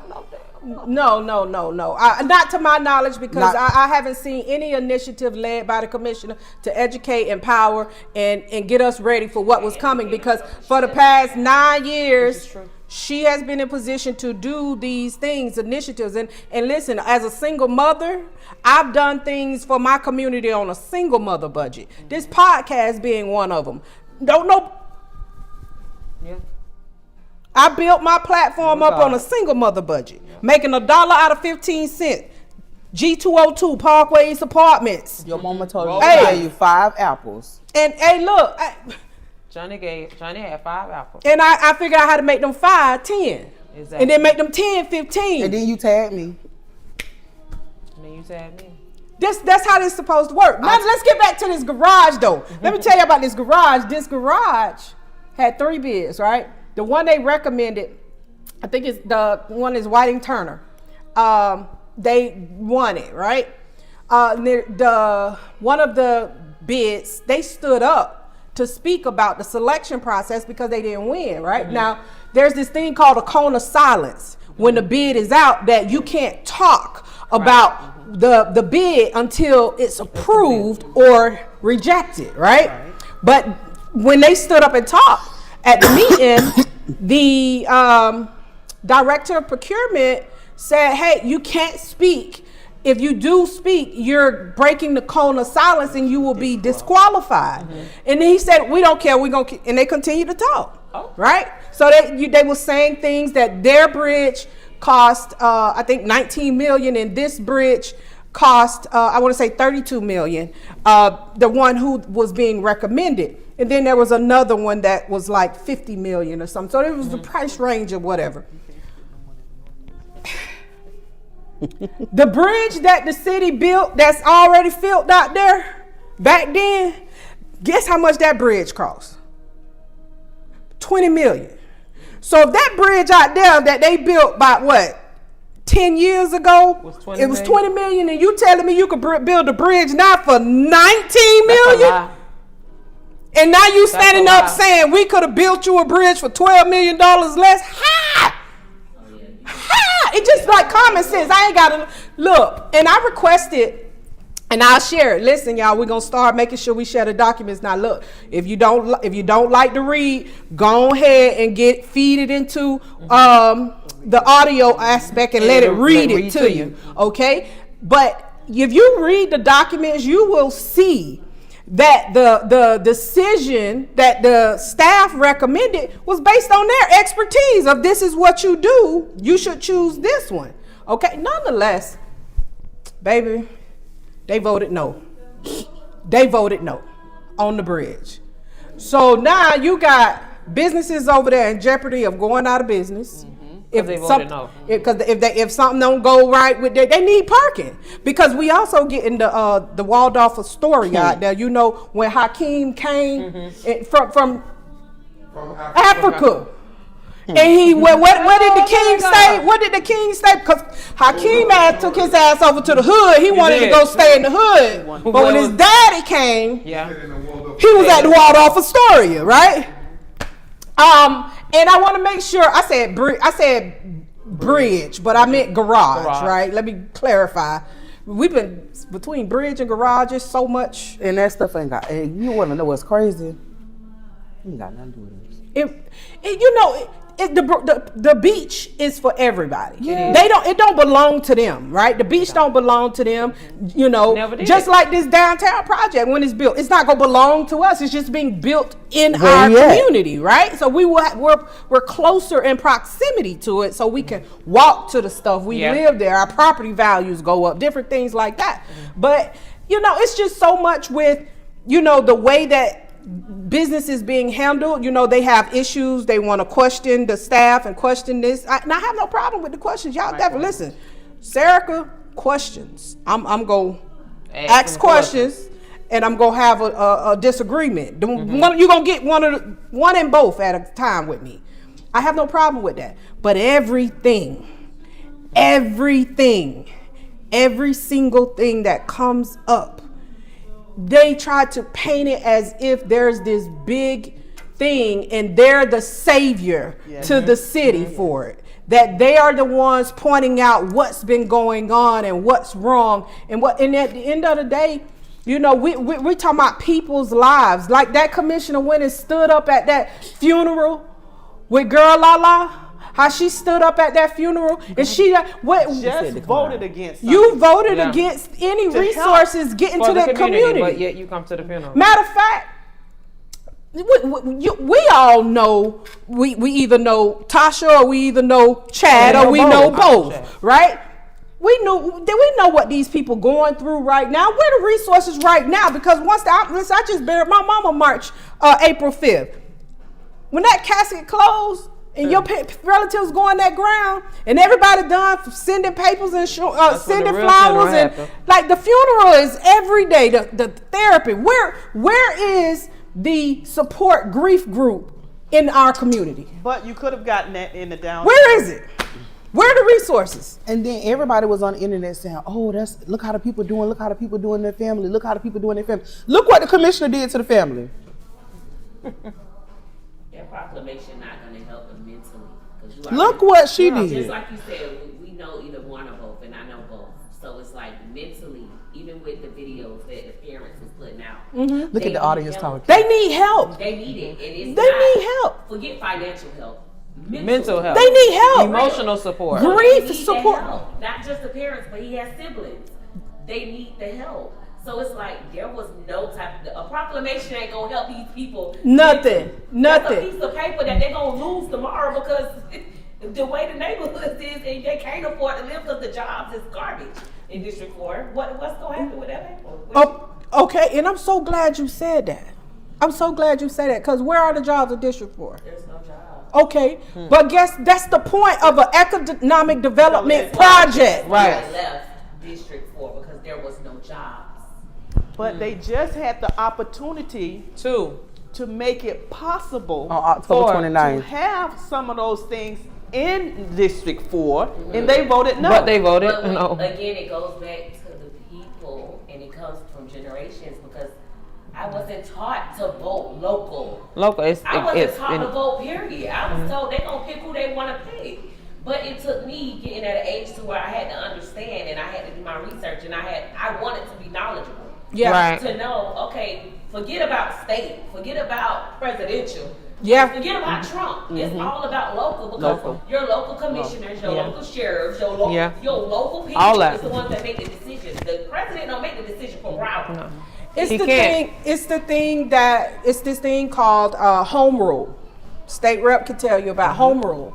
Home rule keeps the decision making on the state, within the state, right? Now, when the state decides to do something that would change how much control and power, like for instance, this property homestead tax, right? That, you know, it sounds good, but then you got to dig and find out what are the implications. What's the catch-22? Okay, because then the implications, there are models that will show there's anywhere from $10 to $30 million that's going to be taken away from the city to the state. The city will have to go to the state to get the money, and y'all can never try to go to the state and get something done. Less and when resources will be in your community. Less resources, and it's not just about less resources for homeowners, property owners. If you rent here, you think about you like to go to the Jazz Fest, you like to go to the park, you like to have all these activities. You won't be doing that. You like to do all these things, enjoy amenities in your community, culture, art, parks and rec. You like your kids to sign up for football and baseball and enjoy all of this stuff. When they start to cut, they cut from the bottom because these things aren't essential to the city's what do they need function. that for? Yeah. You know? The question is, after this project, what next? Because they worried about, okay, jobs. Yeah, about jobs. But the community, you got houses that's been knocked down. You have businesses that's closed down. You have stores, corner stores that's been knocked down. Funeral homes that's been closed down, knocked down. All you see is land in District 4. Right. The old projects by Sanders Park. Over 20 years. Over 20. I'm 33. Over 20 years. Nothing It's just sitting has been there. done with that. It's just sitting. So you're not offering resources. You could have put something there. You could have put a resource center for children. But they voted no. But you have a lot of autistic They voted everything. You voted no. Just because the people are voting for people that because their grandma told them, or their mama told them, or this is my Just relative, or your Yeah, cousin, and it's you your vote for- friend. or they give you them palm cards. No, what we need to start to create a culture and a mindset in our community where we ask, well, why should I vote for this person? What's the why? What have they done? Why? What is your vision? What are you going to do? What are you going to do? Not only what are you going to do, but then I need to see your track record of what you've done. Because you can tell me you're going to jump over the moon. And that sounds good. So that's where it goes Like, what back do you to, currently do? That goes Like, back. what? But that goes back to, as the Bible says, you judge a man by the fruit that his tree bears. Yeah. So you now have to look at what, even if you say what you do, I'm gonna observe you for a whole year. Because if your actions don't line up with what you're saying, then you got a dirty heart. That's just me. Because it's not lining up. Yeah. I can tell you whatever. So Steph, it's a video that say highlight. I want you to get that up because I got my brother up in here, Gonzo. Y'all know if you're from Pompano, you know you got to keep you a Haitian connection. If you're from Pompano, you know you got to keep you a Haitian connection. Keep a Zoe. You got to keep your Zoe on your team. You got to. You ain't. I'm telling you. Because I say, like, when I see them doing anybody going wrong at the Haitian, I say, you're going to be a fraud by next year, boy. Hold on. No, you didn't. Hold on. Keep messing with them. Keep on. Shout out to my boy Gonzo, Mr. Gonzalez in the building. What's up, Pompano? I'm appreciative of him because anytime I say, hey, look, it's a meeting. I have a group of texts. Like if y'all want to join my text blast when I notify people, hey, it's a commission meeting. Hey, is this going on? Let me know. I don't get that to you. Because you know now. Step, roll the clip. My life has changed so much. It's a good thing what's happening in Pompano, especially on the east side. How everything is brand new and shiny. We would like to see everything brand new and shiny down here too, in District 4. I'm not going to be like the Reverend and say you guys have been doing a good job. You guys have been doing a good job, but not enough of a good job. Because it's not okay to clean one side of the house and leave another side of the house unclean. On the east side, it looks good, especially Commissioner Perkins. A couple of years back, you asked me and a couple of friends of mine to do some things for you, and we did it. On behalf of this district, it's time to pay back. It's time for you to do what you're supposed to do for your people. And I'm putting you on call.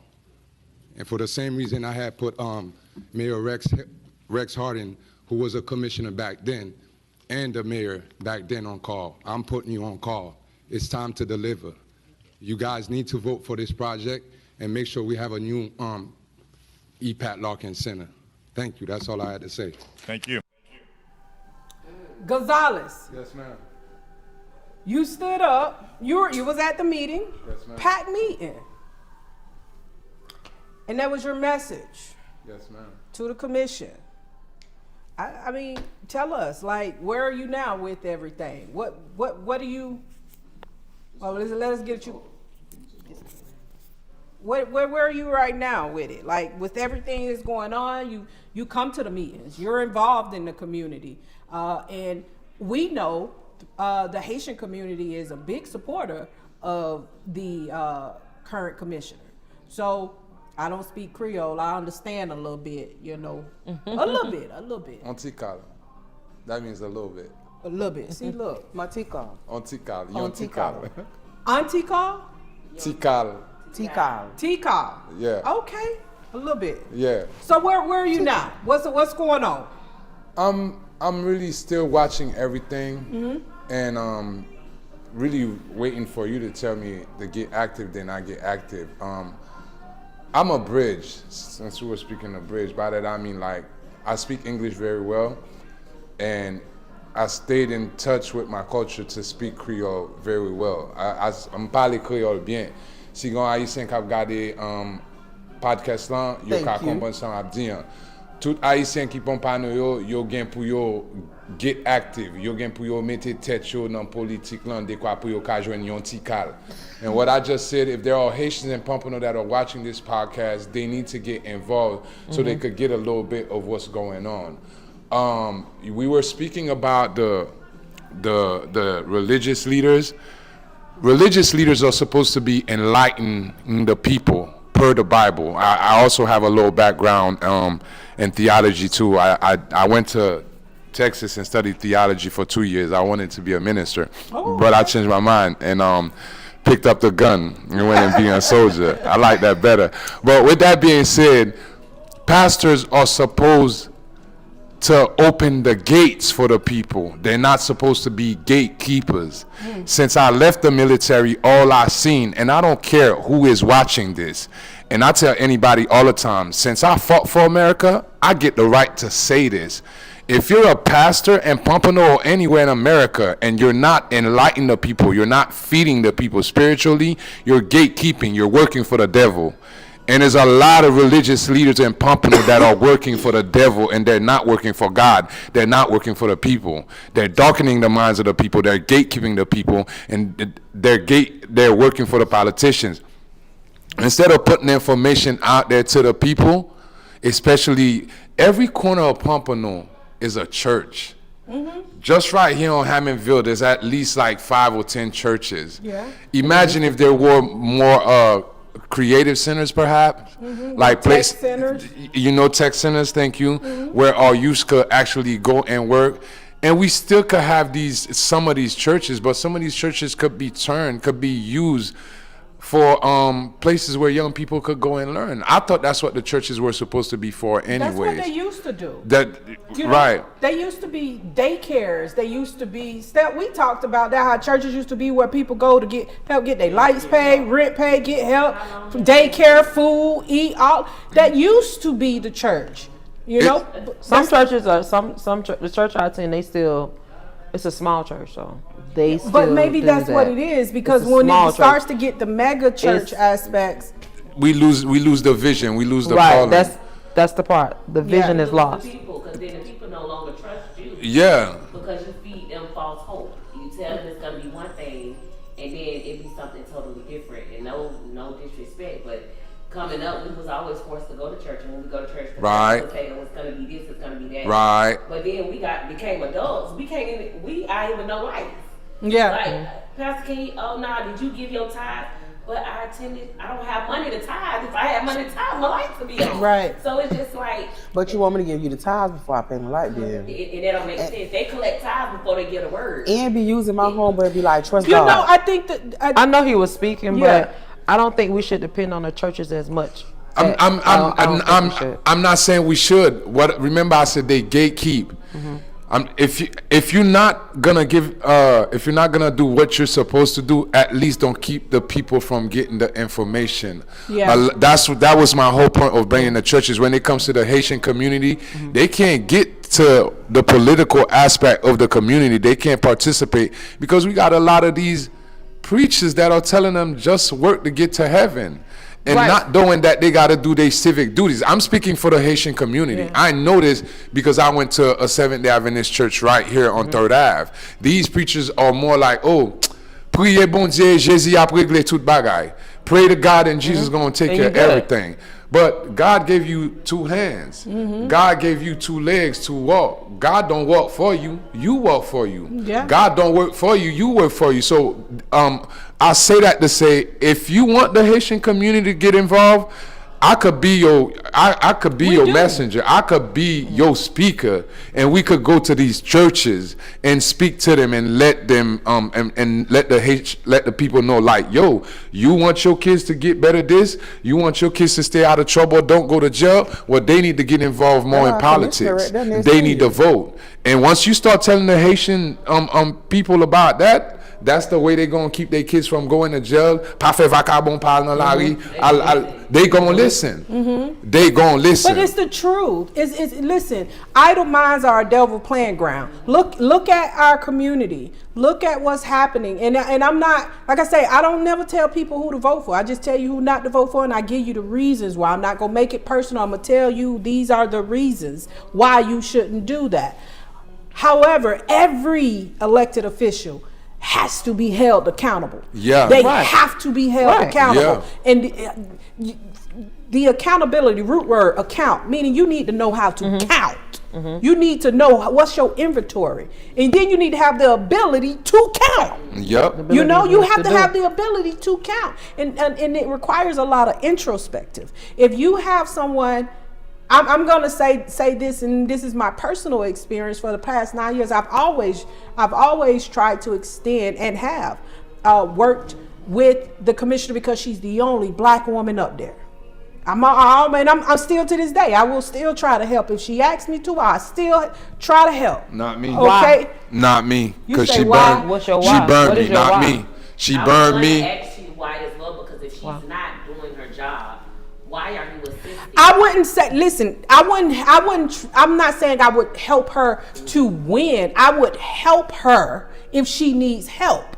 That's on. But in what aspect though? Because She's not helping the community. if you're saying you're gonna help, right? If you tell Look at y'all holding me accountable because I said I was going. Yeah. Look at y'all. Because you contradicting you gotta tell yourself. me why you're helping this person? If this is a person that's not helping the community, that's not giving us a reason for her to still be sitting in that chair. And look what she did to you. Why You just helping said them? why we gotta help because they We black. don't think about one person. We gotta think about generations. I said why I gotta agree with you because I'm black. Yeah, no, it's not. Listen, I'm. You're nice. I am. No, I'm a good person. I'm not nice. I'm a good person. You know, and I'm a good person to like that. I still have unwavering love for us as black people. You want to see that. But part of that love is discipline. You're right. Part of that love is discipline. You're right. I understand. With Commissioner Perkins and myself, I would never be rude, disrespectful to her in any way. But because I have watched this unfold for an entire year, and because I don't see anything being put in place for the generations to come, that's why I decided to run. Okay, so with you running, and I'm the type of person I ask questions. Okay. With you running, and I'm from District 4, I can ask you all day, what are you going to change? But Commissioner Perkins said she was going to do certain things that still haven't been done. And absolutely. So how are you going to take that action? Because it doesn't take, and there's no shade, it doesn't take a year. Because we have a president that got in charge. He signed a bill every other hour. Yes. So what action is going to be taken? Because again, it's about generations. Because I'm 33. There's several generations under me that all of my family still lives in District 4. What action is going to be taken? Because we have a lot of kids killing kids. They don't know how to vent. They don't know how to emotionally release. Excuse me. So what's the next step? Mental health is real. Very real. First and foremost, it don't cost a commissioner nothing to put additional services in your area. You have to be able to make connection with other people outside of yourself. I can call people right now and ask them, could you come in my community and do a conference for mental health? Can you come in and talk to us about additional education for our children? Because I have made relationships with other people outside of the area that I live, I can pick up the phone and do those things. Right. We have people at the city of Pompano that has the ability to do certain things. But we as a people, if our leaders are not asking for these things, you'll never get those things. And when someone outside of your district don't care about your district, you think they're just gonna volunteer to come to your area just because? But because you have relationships with other people and you are nice to people, agree to disagree all day. I don't have a problem with that. But sometimes our own actions block us from certain blessing. So I know we're gonna wrap up. Let me say something, because you asked me a question, like you asked me where I'm at. Right. As far as Commissioner Perkins, and that goes for any black leader, you don't have no problem coming to us to support you and put ourselves on the line for you, because that's what I did back then. I literally, and I didn't care, I literally put myself on the line for her, along with another group of people that was with me. And you promised to deliver, you better deliver, or we coming back to hunt you. And I don't mean that like violently. Yeah. I mean like by holding you accountable. We're holding you accountable. And that's what I did when I put her on blast in front of the city. Now the city knows what happened. These young kids ran around for you and you didn't do what you're supposed to do. And not only that, you're not doing what you're supposed to. We're supposed, from a mother to a father, and that's why we don't have generational wealth. That's why we're out here in the wind, because it's family, we're gonna give them a pass. No. Yeah. There's none of that in politics. There's none of that in justice. Yeah. When you're talking about justice and doing the right thing, you're supposed to hold family accountable just as much as you will hold a complete stranger accountable. Yeah. That's how you have balance. And last I checked, you were saying what they taught us in school, the American government is about check and balances, right? It is. It's That's checks what and balances. supposedly makes America, right? Right. See, they ain't think a Haitian brother would know that. They don't follow the checks and balances though. Checks and balances. Right. Well, it's the same thing in family. If let's say you my sister, and y'all getting a quarrel, I can't just let Serica get away with things because me and Serica have a better relationship. It got to be like this. Look, Serica, you know I love you, right? But that's our sister. We she crazy or whatever, but we got to make sure she's straight. And what you did was wrong. This is not me condemning you or whatever, but this is me holding you accountable to keep it balanced. Yeah. And that's what it's about. That's what it's about. We're holding our black leaders accountable. From the P. Diddy's to the whatever, we got to hold them accountable. If you did wrong, you did wrong. Not because, you trying to destroy a black man, you trying to destroy a black sister. None of that. We're moving into a new era, into a new age. We have to hold each other accountable so that we could be the people that we're supposed to be. We're a divine people. So that's where I'm at with it, since you asked me where I'm at with it. From here to Haiti to wherever I'm at, or wherever any black person at, we're supposed to hold each other accountable, because we haven't been holding each other accountable. That's how the other side has been able to use us to get away with a lot of things, to use the weakest link of us to get away with a lot of things. Yeah. Well, listen, you guys, that's my mindset. I'm with you on that. And y'all held me accountable just now for a statement. Let me just say, I'm not gonna help. I'm not gonna help. I'm not gonna help. I'm not gonna help. Whoop-de-doo. Listen, y'all, I want to make sure I thank, this year has been one heck of a year. We are going into an election cycle. Next year is a big election year. And I ain't telling you all this because the president running. I'm telling you this because next year is going to determine what the next 10 years of our community looks like. Get involved. We are also voting for a governor next year. We got county commissioner seats up, judges.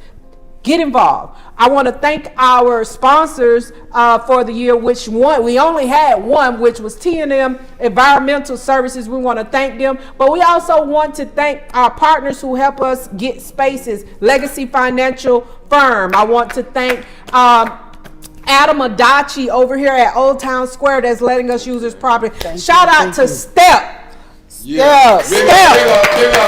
Okay, you gotta come see Step. Step never be on the camera, but he's here. Man behind the camera. Shout out to all our guests that we've had, from state rep to Martinez Roll to Gina McFadden, LaShawn Mohorn, all of our guests who have the glue. I forgot it. I forgot my homegirl, the glue. Shout out to her. Listen, y'all, we not streaming live on Facebook no more. I gotta come to YouTube. And guess what my YouTube analytics tell me? Is more y'all watching that are subscribed. I'm glad you're watching, but subscribe, like, what you say, hit the bell? Hit the like button, subscribe, and then there's a little bell at the top right. So it's the notification. Like and subscribe. And share to everybody. Hit the little link, and then you're gonna copy paste it into the text message sent to everybody. We gotta run the numbers up. So listen, we we're going to do the live version of live audience moving into the new year. In order for you to be in the live audience, you got to be subscribed. You have to be subscribed. Listen, thank y'all for tuning in. Thank y'all for rocking with us. We had so much more to do, but hey, we had a special guest, couple special guests join us tonight for a live audience. We're going to keep this going because guess what? The city commission in Pompano is a reality show. Yeah. And we're going to recap. We come back January 15th, you guys. That's we're my on birthday vacation. Shout out to the MLK We have some committee. stuff coming up. We do. We got some stuff coming up. The MLK committee. You guys make sure you follow us on social media. Make sure you stay connected. We gonna recap. Shout out to Gonzalez for coming. Gonzo. Anytime you call. Carmela. Yes. Thank you for joining us. Carmela wore her business shirt. What you do? I do a few things. I'm a realtor. Okay. I have a nail salon and I work for the state. Jack of all trades. Yes, I love it. Entrepreneur. Right. That's our first audience. That was our. She got a permanent seat. If she want to keep coming back, she can keep coming back. All right, I love it. Thank y'all again. I say to all of our guests, listen, Lotus Mindset. Shout out to everybody who has contributed to the success of this podcast. We are officially at 520 subscribers. We celebrate over here because, Step, you remember when we had 45? We can go to Hooters. Okay. Yeah. Couldn't even go live because we didn't even have it. Shout out to y'all. Make sure you tell a friend about the Bottom Up Podcast. This is where we keep it real. We have conversations. We focus on what's going on hyper-local here in Pompano. We going to end this year with a clip. You got the outro? Before we go, I just want to say we need to stand for something or we will continue to fall as a community. That's all I have to say. State rep, I'm going to give you. As a unit, we need to come together. Yeah, we do. Camilla? Agreed. Just thank y'all because we never had this where people literally call. We just talked about this at my nail appointment. We did. So you her nail tech. Y'all are holding the community accountable, not just the leaders. You got to hold your community accountable. Absolutely. Because in order for them to get in the chair, it takes the community to vote. Oh, yeah. So, y'all doing y'all thing. I'll be back.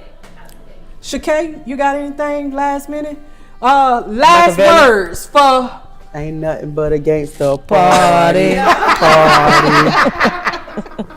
But listen. This year has been a 180 for me. Like I have accomplished so many things, and I am in a different spotlight. So listen, What's the Tea definitely will be back, but this time. I got, like I told y'all, I got some other stuff to talk about. I got some tea for y'all, and this tea is beneficial.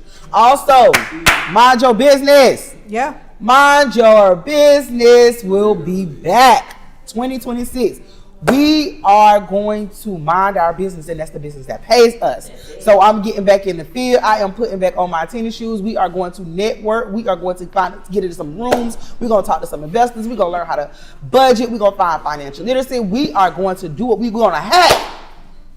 Oh, this made me excited. Yeah. We're going to hack into some business. We are going to do our thing for 2026. So definitely tap in to what's going on, and we're gonna mind our business. Yes, we is. Listen, this sweater I got on, my little cousin Case, he painted this, and now he has it on hoodies, and I'm a hoodie girl. I'm in my hoodie season, right?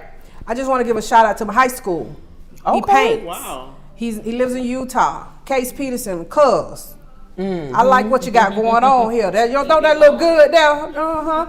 Listen, I got a video for y'all going out, and this video was my statement when they were deciding who was going to be the master developer for the downtown project. This is what I stood up and said. So we all get ready to get out of here. Step, I appreciate you. Appreciate you too. Step gotta go. Roll the clip. Yeah, you see he got that call? That's that, come on, babe. Where you at? I'm still here. Roll the clip. We out, y'all. Bottom Up Podcast. Yeah, we out. What a time to be alive. So I'm standing between the past and the future in this present moment. A gift that I'm honored to witness is this historic project. I find myself trying to bridge my ancestors' desires with the equality that they asked for and never received, with my children's need for generational wealth and my demand for equity. I'm a product of Parkway East projects, Markham Elementary, Pompano Middle, Blanche Ely High School. I'm an artist, I'm an entrepreneur whose first investor was my high school English teacher, Ms. Mandy Struggles.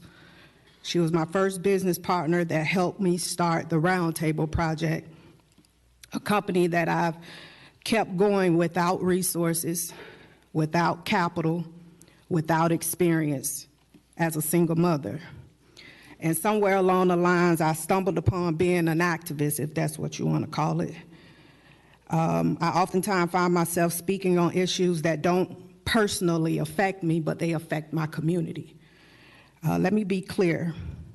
I am for the economic opportunity that this project brings, as long as Black people from the Northwest District are amongst the beneficiaries of the generational wealth being built.